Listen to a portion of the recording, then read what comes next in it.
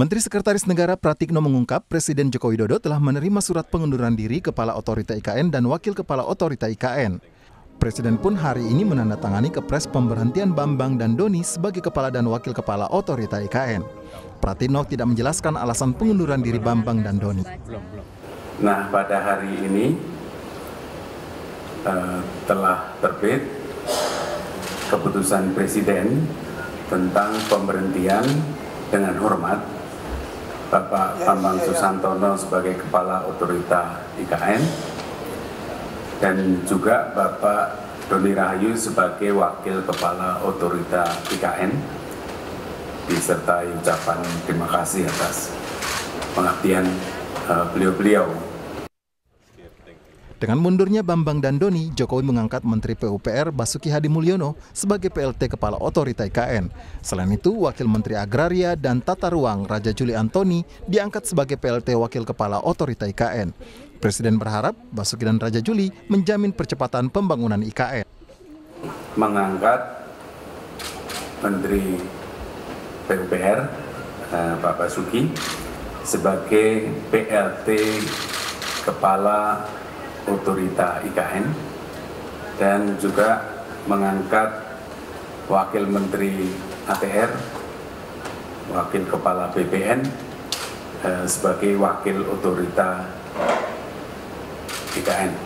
Jadi Bapak Presiden berharap tadi beliau dipanggil, Pak Menteri PUPR dan Pak Wamen ATR dipanggil oleh Bapak Presiden agar dalam status sebagai PLT ini segera untuk menjamin percepatan pembangunan IKN dengan sebaik-baiknya dengan. Pelaksana tugas Kepala Otorita IKN Basuki Hadi Mulyono menepis kabar mundurnya Bambang terkait rencana upacara 17 Agustus di IKN yang akan dihadiri oleh Presiden Joko Widodo. Basuki pun memastikan Presiden Joko Widodo akan berkantor di ibu kota negara setelah instalasi air IKN selesai. Pengerjaan saluran air ditargetkan rampung pada akhir Juni atau awal Juli 2024. Baru hari ini aja Pak. Iya. Karena sudah kan. Kami saya kira nggak ada masalah. Mudah-mudahan justru mempertinggi kepercayaan karena yang menggantikan menteri dan wakil menteri.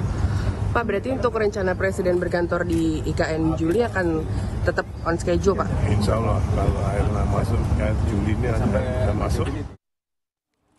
Sekjen PDIP Hasto Kristianto menyebut mundurnya Kepala Otorita IKN menunjukkan tidak matangnya perencanaan pembangunan IKN.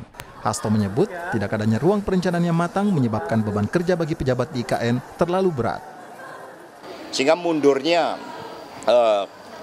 Kepala Otorita dan wakilnya itu bagian dari suatu perencanaan yang tidak matang. Dan ini sebenarnya sangat disesalkan karena 17 Agustus itu tidak lama lagi. Tetapi kembali, ini ketika segala sesuatunya itu muncul sebagai direction dari pusat yang harus dijalankan tanpa membuka suatu ruang bagi perencanaan secara alami harus berjalan, yang terjadi seperti ini. Sehingga ini akibat suatu perencanaan yang tidak matang, yang terburu-buru, sehingga menciptakan beban kerja yang begitu besar yang membuat yang bersangkutan mundur. Presiden Joko Widodo masih mencari kandidat definitif untuk memimpin otorita IKN. Jokowi berencana menggelar upacara Hari Kemerdekaan 17 Agustus nanti di IKN. Tim Liputan, Kompas TV.